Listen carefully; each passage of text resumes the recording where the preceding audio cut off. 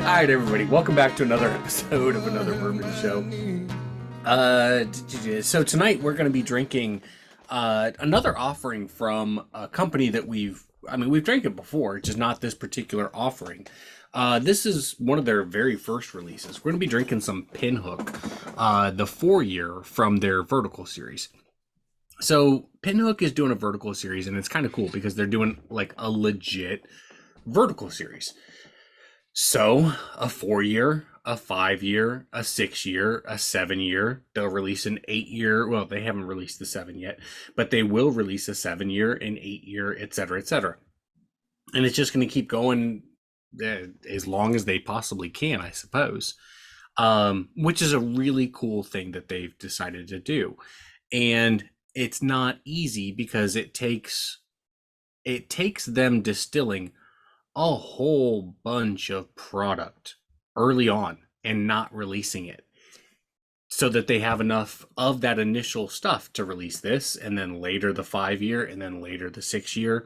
So they had to distill a whole shitload of product and barrel a whole shitload of product with this concept in mind. So that's pretty cool, in my opinion. But yeah, so Pinhook, we drank the high proof bourbon. It's one of the very few that Ryan has provided to the show. But that was that was just a little jab, Ryan.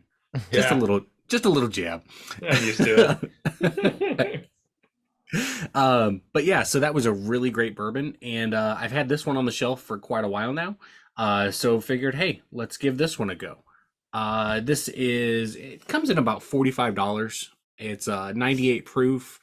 As it says, it's aged 4 years.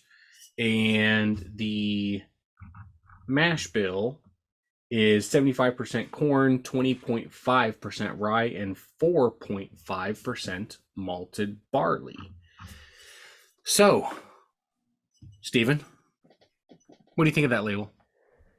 Well, I think Pinhook does a really good job of making their stuff look unique each time through their different offerings.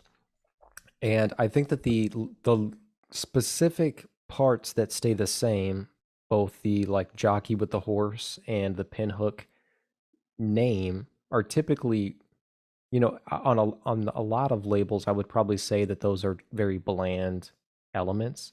But I think because the overall presentation comes down to like the colors and the pattern behind it most of the time, I think it's a great choice to make it so kind of muted overall. I think that really works for the bottle because what's taking center stage is the coloring, the stripes that they're showing, and it really kind of resembles a racehorse in that way. So to me, it's a really nice looking bottle. Okay, my cat's gonna start scratching her post right as I'm doing this. But anyway, I think that it's a great looking bottle, and I like it. Jesus, how loud is this for you guys? We can't hear it at all. I could hear it a little She's bit. going to town on this thing, though. She's going to town. What are you doing? Anyway, before I was rudely interrupted, it was loud here, so that's why I was curious. I think it's a great looking bottle. I think it looks even better than the last one that we drank, the Bourbon Heist or whatever, which I thought looked good at the time. But like the purple checker, I think this looks even better. I think it's just a really cool idea, and I don't know. I think I'm going to give it an 8. I'm going pretty high with this one. I think that they have a cool look, and I like how much they all feel unique. They're big and bold, So an 8, that's high praise. That's high praise. I figured I'd get in on it before Ryan did because I knew you would. I just knew it. Ryan, anything you want to add? Some of my favorite packaging for sure in the market right now. I think it looks great. When all the products are lined up together as a family, it's kind of got that like court jester type look. Mm-hmm. Just stands out. It's really cool. The juice is good. So I think we're going to be hearing a lot more about Pinhook going forward. I think it's going to blow up. If not this year, either next year or the year after. It's going to be a huge brand. It's kind of like what we used to say about High West, I guess, and that they're nobody's labels look exactly like it. Yeah. So it super stands out on the shelf, but there's still the cohesiveness to it. It's not just they're doing random stuff with it. You can tell it's a Pinhook product from a million miles away. I think it looks great. Yeah, that gold brownish color, it's beautiful, I think. Yeah. And so for the folks, if you're not familiar with Pinhook, I want to share this. So this is what Steven's talking about when he says that, like, you can tell that it is a Pinhook product from a million miles away, because there you go. You got it always has like the style of the number that's on the chest of the horses, and then it's got the horse right there on the label. Typically with a jockey, and really what changes is the color of the wax and the label Yeah. to identify their individual separate products. And the wax is such a nice touch, but they didn't even really need to do that. If on Yeah. each one of these it was just like black or white or something, that would be fine.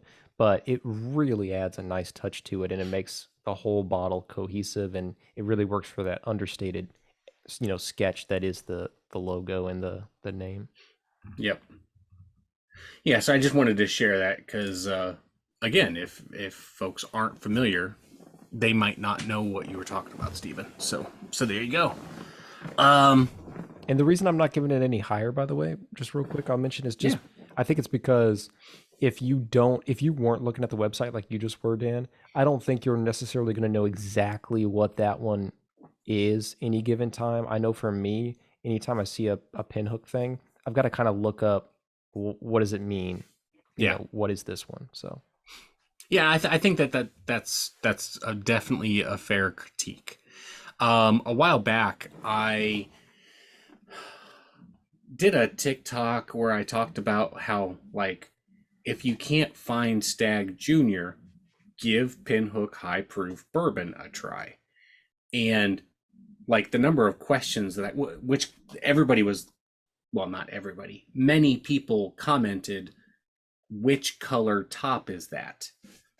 Directly pointing to what you're saying, Stephen. They knew that the color would be important in figuring out which one, but they didn't know which color it would be, and that's a negative. So fair critique, Stephen. This is sourced out of MGP,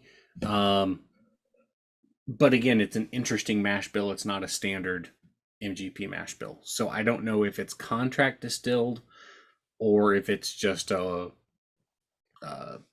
stock that MGP has and not many people are grabbing. I don't know. Don't know the details of it. Ryan, you said that this is getting really popular in the Chicago area, right?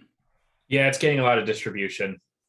And it's starting to catch wind with the major retailers across the country who, most of them have different named grocery stores in Illinois, but it's starting to pop up in all of them now. Well, gentlemen, do you want to try it? yeah, let's give it a shot. You guys have not had this one, correct? That's right. Nope. Wow, this nose is great. Yeah, it's got like a classic bourbon nose. Like when so a lot of times when you like nose a bourbon, yeah, it smells like bourbon. But like whiskey, it to me, the corn really comes through, whereas with a lot of other bourbons, the barley is kind of like more on the nose, which is more indicative of like an Irish whiskey and less of a bourbon. But this definitely has that classic bourbon nose.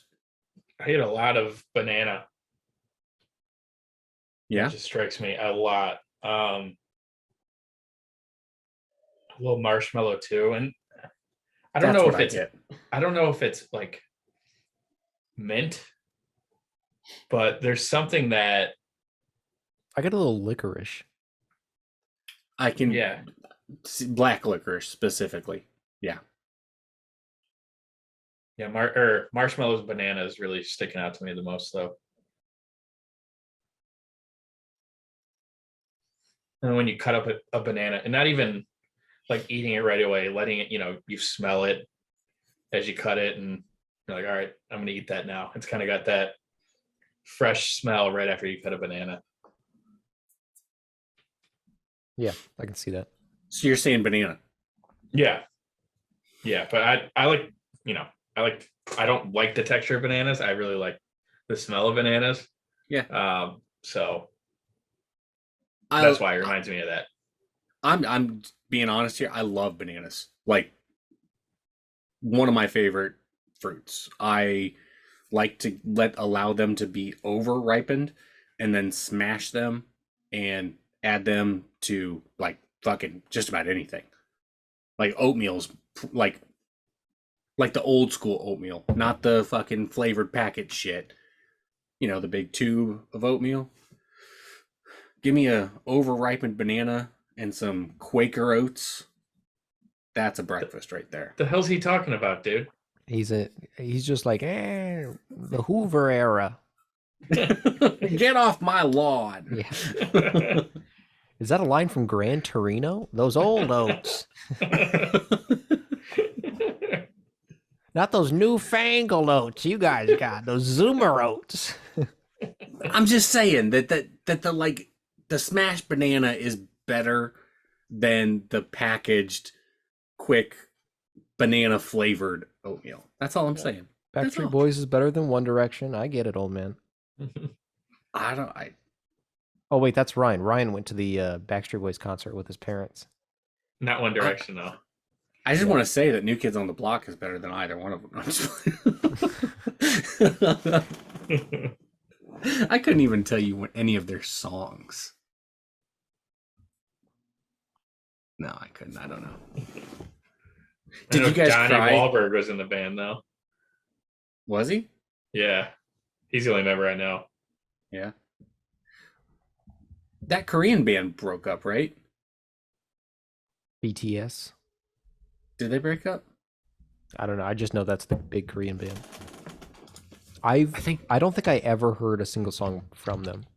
Yeah, I don't think I did either. I was aware of them. I know they had a McDonald's meal. People come to us for bourbon reviews, and here we are not drinking the bourbon yet because we're looking up if BTS broke up or not. So we don't know if they're on a hiatus, is what it says. But let's look up BTS songs because we have to know BTS songs for as big as they are. I feel Right? like by osmosis we would have just heard them. Like I've been to a Target, you know, Yeah, exactly.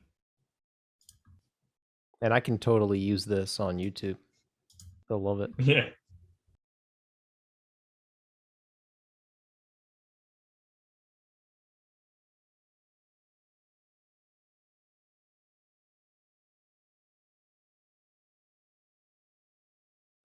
Jesus Christ. Yeah, I heard that song. Yeah, That was like same. on like an Apple commercial or something. That was in a commercial for sure. Oh shit. Okay, so what do you say we drink? Cheers, guys. Let's find out if it's Cheers. smooth like butter. We'll just send this video to Pinhook and they'll be like, why don't we get these boys at the distillery? Oh man. I like how I like basically didn't how do I put this? We essentially ignored fucking rabbit hole. Like just utter disrespect. Come on down. Do a recording at the we just never even Ghost fucking them. responded. They probably Someone- it sound like they gave us the same offer they give every Tom, Dick, and Harry, though. So I mean, whatever. Maybe, I don't know. Someone commented on one of our videos saying we need to drink a rabbit hole product. Do you see that? Mm-mm. Why don't you send that to them, Dan? Like people are asking us to get a rabbit hole product, and we don't want to have to literally fucking come to your distillery to have one. Why don't you send us a bottle? I mean, I'd go down there. They offered, dude. They I know. offered. Does the offer still stand? I don't We know. we come crawling back a year, like, will you still have us? I probably still have the link. I should just click on the link and just add ourselves to his calendar. It'll freak him Just- out. It's like, you know that one like office meme where like Angela shows up right behind Dwight and he's like, "Oh fuck." It's Yeah. like that. Oh, and I didn't tell. Oh, we should talk about what we're drinking first, by the way. I did take a sip of it. I did too. What'd you think of it, Ryan? A lot of bananas. The nose and I mean, one of those few where a lot of what I get from the nose actually translates to the palate. I don't get any of that licorice that I smelled. Again, it wasn't the most Same. overpowering thing, but it was in there, but I don't get any of that on the palate. I do get a little bit of banana, Ryan. I still see what you're saying, but I think, like what Dan was saying earlier, I think it's primarily what I get is the corn. And it does taste a little bit like mellow corn to me, very faintly. But it's almost like a mellow corn mixed with like Maker's 46 maybe, where there is a little BTS butter to it, if you will. Yeah, to me it just has its classic bourbon flavor, but it has you can also taste every individual grain in, I feel like. Because Mhm. I feel like there's a phase where I'm tasting mainly rye as well. So this only has like 4.5% barley, but I think that the barley still shows through. Yeah. Like this is a high rye. This is 20.5% rye, which for a bourbon, that's a lot of rye. And it doesn't translate over to being spicy. It doesn't taste like a rye. It tastes like a well-rounded, complex bourbon. And I actually totally get what you're saying, Steven, as far as like mellow corn with some Maker's 46 butteriness to it. I think that that's a really good description. It also kind of tastes like if you smashed up an over-ripened banana and put it into bourbon. Yeah. Like I can see that. I think yeah, it's so. my first Go ahead. reaction is that it's perfectly proofed too. Yeah. I think that part of what you're saying, Dan, about how it doesn't, even though it has so much rye in it, it doesn't come off as spicy. I think a big part of that is probably keeping it under 100 proof, you know, and how there's just not a lot of bite to it, even though there's a lot of flavor. And I think maybe that's the key. Yeah. And I think it's just so refreshing. We've talked a lot about this, both on the podcast and off, just texting each other about how ridiculous a lot of the proofs are getting now. And to me, it's worrisome just on a personal level that like I've gotten so accustomed to drinking higher proof stuff. I don't want to become so snobbish that I'm ever like, well, unless a bottle's like $70 and 30 proof higher than what I'm drinking right here, then it's not worth it. You know? Yeah. It's like, well, to have a good bottle of bourbon, I've got to drop at least $80 and it has to be at least 120 proof, you know? It's just not true. You're talking about a $45 bottle or whatever, and it's under 100 proof. They do exist. They are good, you know? Yeah, it's a fantastic bottle. And the whole Pinhook line is fantastic. And like I think a lot of people do believe that you've got to drop a lot of money and it's got to be high proof for it to be a good bottle of bourbon. And I will say that if your goal is to get social media attention, yes, it does need to be a high proof or an expensive bottle. But if your goal is to just drink a good whiskey, there's so much fucking good whiskey out there. So much good fucking whiskey. And I mean, there's Yeah. one coming out that's $55 a bottle. It's going to be what, 108 proof? 108 proof, and god damn, I'm proud of that bottle. Like, I want to know what it tastes like now that it's at 108. But I actually expect it's going to taste better. And so I talked to Adam. I went down and saw Adam and Laura a week and a half ago, something like that. And we were just bullshitting, and he said that once we picked it, they moved it over to a off-site location, and that off-site location is air conditioned. He goes, and it's been sitting there for 2 or 3 months.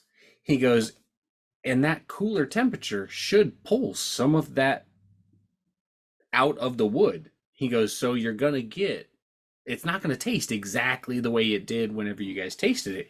He goes, but it should taste better. And he goes, but we don't know if that's gonna increase the proof, decrease the proof. We don't know what it'll do to that. He goes, we won't know until it actually comes out of the barrel. But he was clear that it would still have many of the same characteristics. It's just that there's going to be a little bit more of those wood tannins coming out of the barrel. So I'm pretty excited. I'm very excited, actually. I would have poured it that day when we were there if I could have. Same. It was ready. Not that I'm worried that, anything will go awry with it, but it's just funny how it was just like bottle it, Yep. It really was. It for sure was. I can't wait to try it. So this does interesting things on my glass. It so instead of having like a solid line, it's almost got like drops for the legs. The same for you guys? Yeah. It's one of the few whiskeys that does that, and I have no idea. Maybe somebody way smarter than me can explain. But Here, let me explain, Dan. Interesting. That's the funniest thing you've ever said on this show. But yeah, it just leaves interesting legs. Good one, Ryan. Well, what do you say we go ahead and rate this? That way, at least it's Let's do it. Let's get it on the books. exactly. We haven't even talked about it. It's good. That's why we got to rate. That's why we got to rate it. We're gonna talk Do you guys need a reminder on the price or the mash bill or any of that shit? $45 No. you said? $45, 98 proof. Who wants to go first? I'll go first. I'll say that the $45 is a great value. In a bourbon market worth, I would say, a lot of great values in that price range, this definitely deserves consideration. It deserves consideration because of the things we mentioned before. I think being under 100 proof, I think now the things that stand out to me are really good bottles under 100 proof. And so I think I've grown to have your appreciation, Dan, for like Michter's, and we talk about that a lot. Pinhook deserves that as well for this bottle. It's becoming it's becoming more counterculture, I would think, to be under 100 proof now, just because everybody's coming out with a high proof or a higher proof offering than they ever had before, or a barrel strength offering. And it's just refreshing whenever you just find, it feels like you found something now whenever you find a bottle bottled in bond or lower, because it just feels like no one is talking about that. So I'm glad to do an episode on this one and find out how good it is. Like I said, you can taste every individual grain in this to me, it feels like at a separate part of the palate, and it has a great nose to it, and it doesn't taste watery. That's something I also want to stress with it being a lower proof, is that just because it's a lower proof doesn't mean it immediately tastes watery. You should really give it a shot. It gets a lot of flavor, probably because of the high rye content, but everything just dances together so well. I'm saying all this really complimentary because I'm going to give it an 8.1. I'm giving it into the 8s for me. I think it's a great sipper. It's a great value. This one is right at the proof I think that I like to drink at a lot, and this could become a regular sipper for me, honestly. So 8.1. So I want to go next, Brian, if you don't mind. Yeah, that's fine with me. So I'm going to start off with my rating, and then I'll give the support. I'm not far off of Steven. I'm actually going to give it an 8.2. Okay.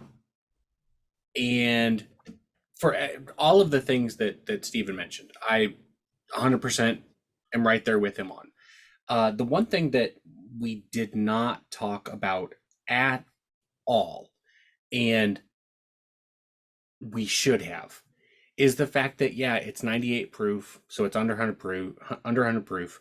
Like Steven said, it's not watery. It has a really long finish, an extremely long finish, not just for a 98 proof bourbon, but for any bourbon, it's got a really long finish. And during the finish is the one time that for me, a lot of that rye spice does shine through. You do get a nice Kentucky hug during that finish. You get it during, like, while you're sipping on it too, but during that finish, it gives you a nice warm hug.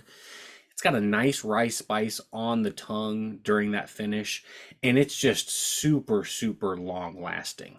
And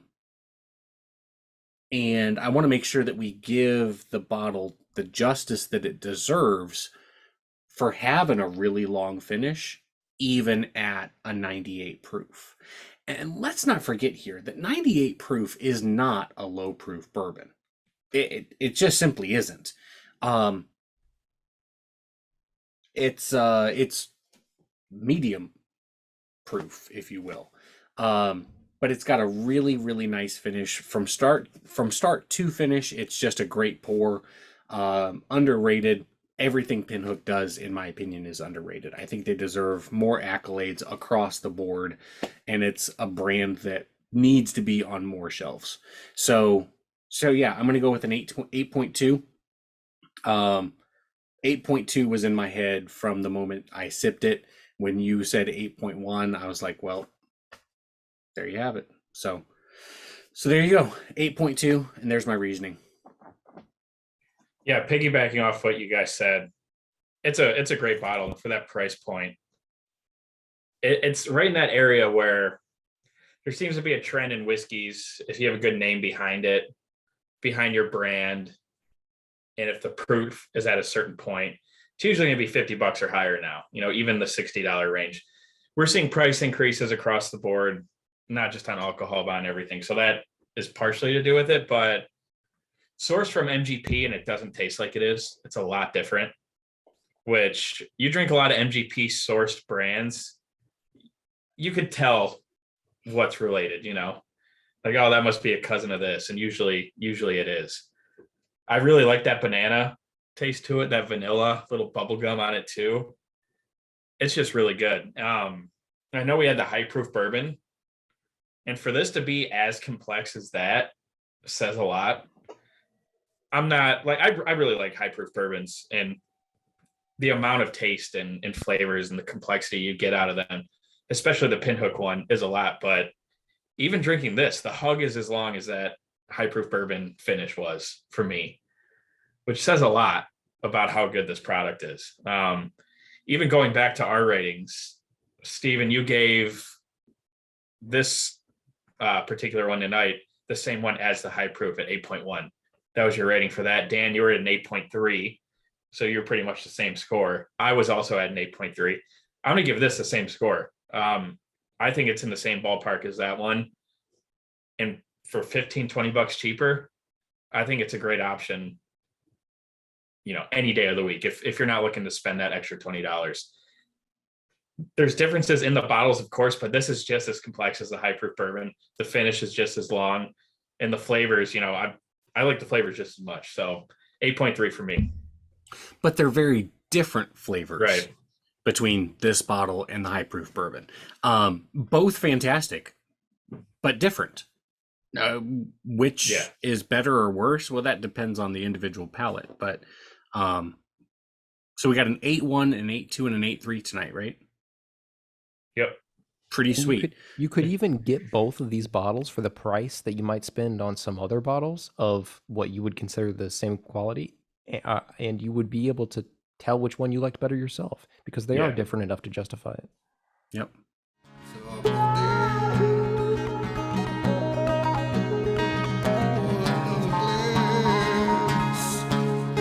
Another brother showing